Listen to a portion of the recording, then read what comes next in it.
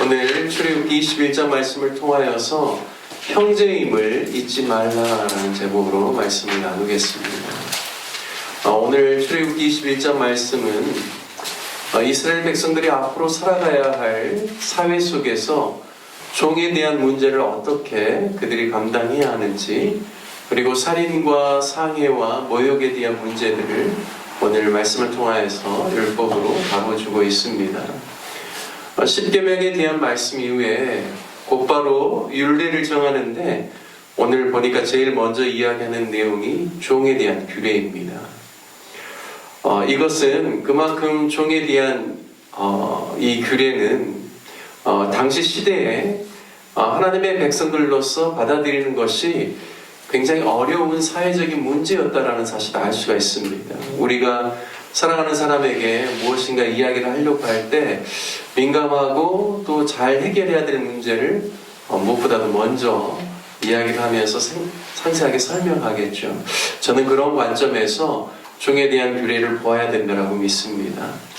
지금 우리가 사는 시대에는 종이라는 제도가 사라졌고 또 대부분의 나라에서도 폐지가 되었습니다. 그만큼 전 세계 사람들의 교육 수준이 높아졌고 인권에 대해서도 세계적으로 다루고 있기 때문에 이제 종에 대한 이런 부분들은 전 세계에서도 이제 거의 사라졌다고 볼 수가 있습니다. 하지만 불과 80년 전만 할지라도 한국 사회에도 종이라는 제도가 있었습니다. 혹시 시골에서 시골 말로 머슴살이라는 이야기 들어보셨죠? 그 모습이 바로 종과 같은 그런 존재입니다. 그런데 고대 사회에서는 얼마나 이 문제가 좀 심각했을까요? 그리고 얼마나 많은 사람들이 종에 대한 일반화된 그런 개념을 가지고 있었겠습니까?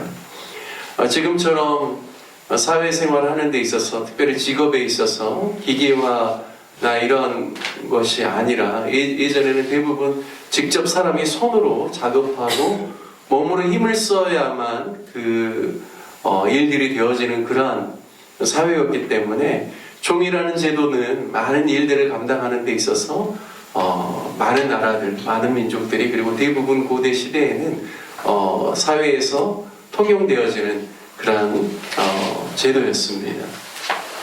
하지만 한번 누군가의 종이 되면 그 종자리에서 벗어나기가 쉽지 않고 주인에 의해서 학대를 당하기도 쉽고 또 성적인 착취를 당할 수도 있기 때문에 굉장히 심각한 문제였을 것입니다.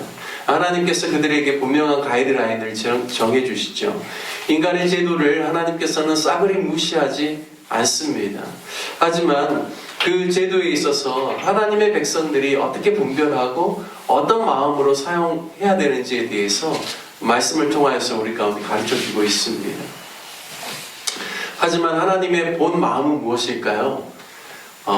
우리가 이제 신약 말씀할 때 어느 이제 바리새인이나 또 서기관들이 예수님에게 이혼에 대한 문제를 물어보셨을 때 하나님의 본심은 한 남자와 한 여자가 결혼해서 살아가는 것이고 하나님 맺어주신 것을 사람이 나누지 못할지다라는 분명한 그러한 대안을 제시를 했지만 당시의 사회에서 그것들이 인용되었기 때문에 율법에서도 모세에게 그 부분에 대해서 이야기했다라는 그런 답을 주었던 것처럼 하나님의 본 마음은 누군가가 사람이 사람을 자신의 종으로 부리고 그리고 학대하고 이런 것을 하나님이 싫어하실 뿐만 아니라 원치 않으실 것입니다.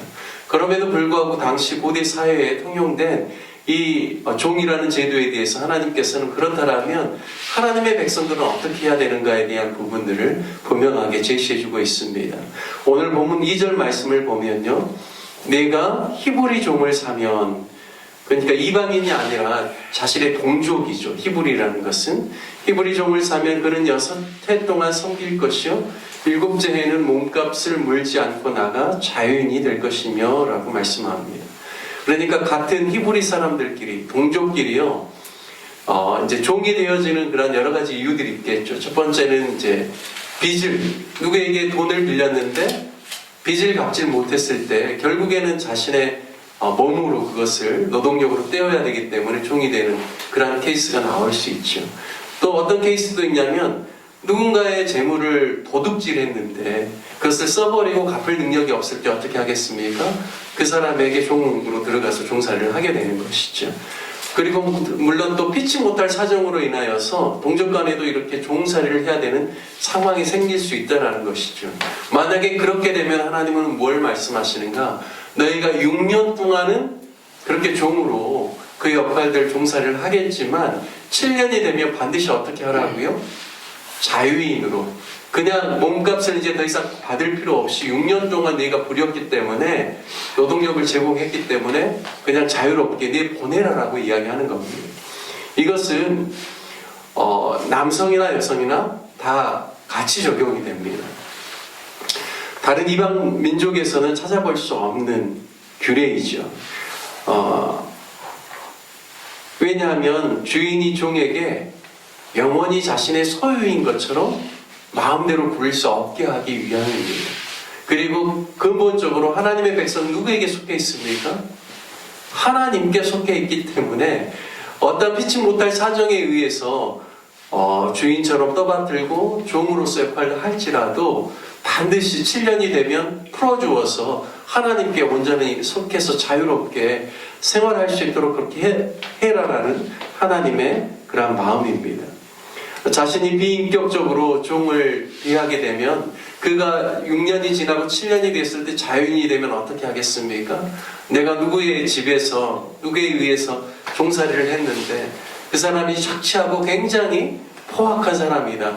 그런 이야기를 한다면 자신에게 있어서도 굉장히 좋지 않을 것입니다. 따라서 종으로 드린다라고 할지라도 기본적인 인권에 대해서 존중해주고 조심히 다루어야 되는 것이죠. 레위기 18장 39절에서 40절 말씀에 보면 주님께서 그런 말씀을 하셨습니다. 너와 함께 있는 내 형제가 가난하게 되어 내게 몸이 팔리거든 너는 그를 종으로 부리지 말고 품꾼이나 동거인과 같이 함께 있게 하여 2년까지 너를 섬기게 할지라 말씀합니다.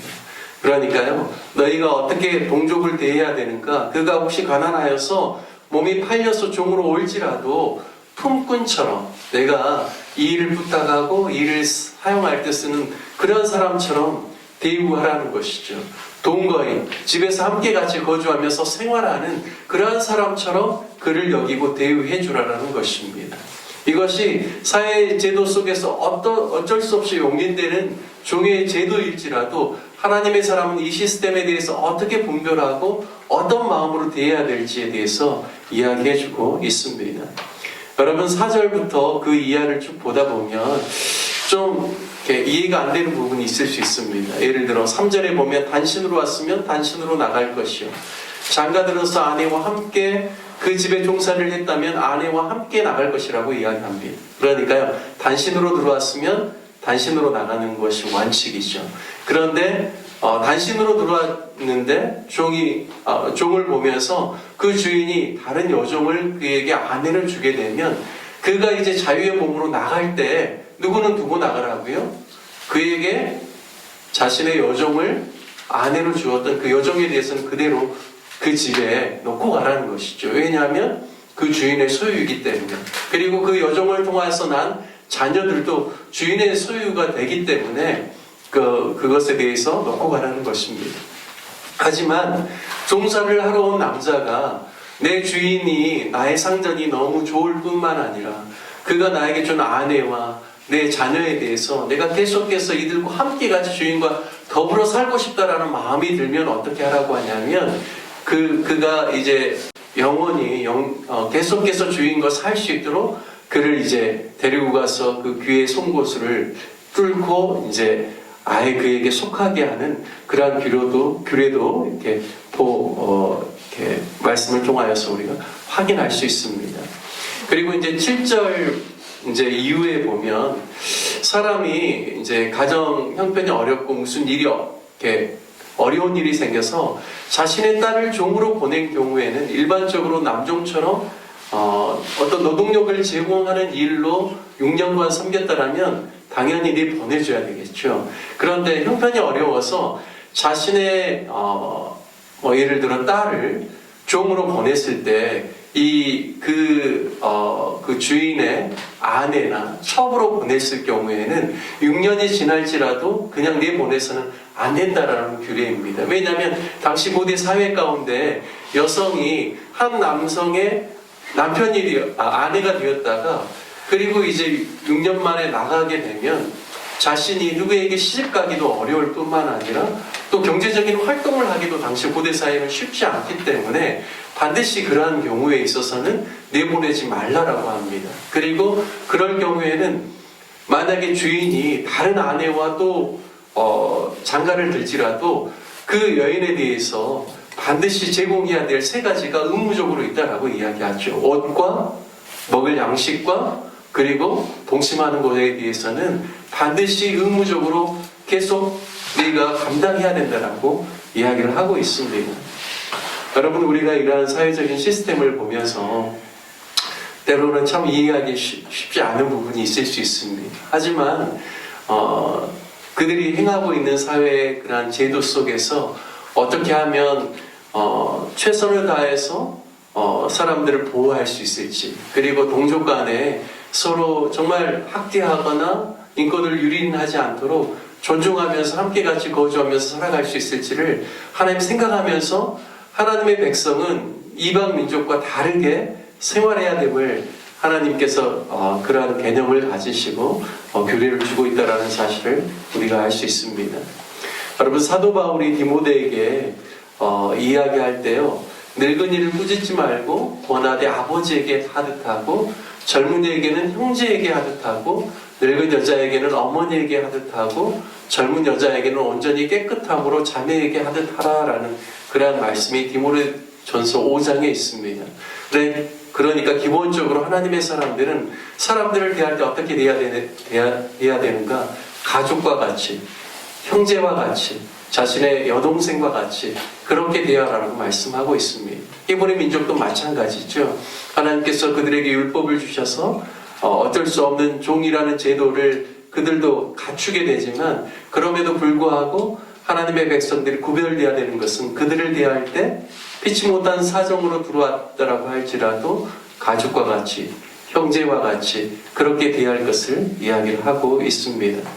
우리는 이제 종이 제도는 없지만 우리도 이제 직장 생활을 한다든지 사람들과의 만남을 우리가 갖지 않습니까? 그러면 우리가 이러한 성경적인 정신을 이어서 우리가 적용한다면 우리가 사람들을 대할 때 어떤 마음으로 대해야 되는가? 형제와 자매와 같이, 그리고 나이가 많은 사람들에게는 부모님을 대하는 것 같이, 젊은 사람을 대할 때는 일절 거룩함으로 동생과 같이, 형제 자매와 같이 그러한 마음으로 사람들을 대할 때 우리를 통하여서 또 하나님의 사랑이 흘러가고 또 하나님의 또 아름다운 그러한 성품이 우리를 통하여서 많은 사람들에게 흘러가서 또 많은 사람이 그러한 영향력 가운데 주님께 돌아오고 또 하나님의 사랑을 경험하게 되는 귀한 역사가 또 저와 여러분을 통하여서 일어나게 될 줄로 믿습니다.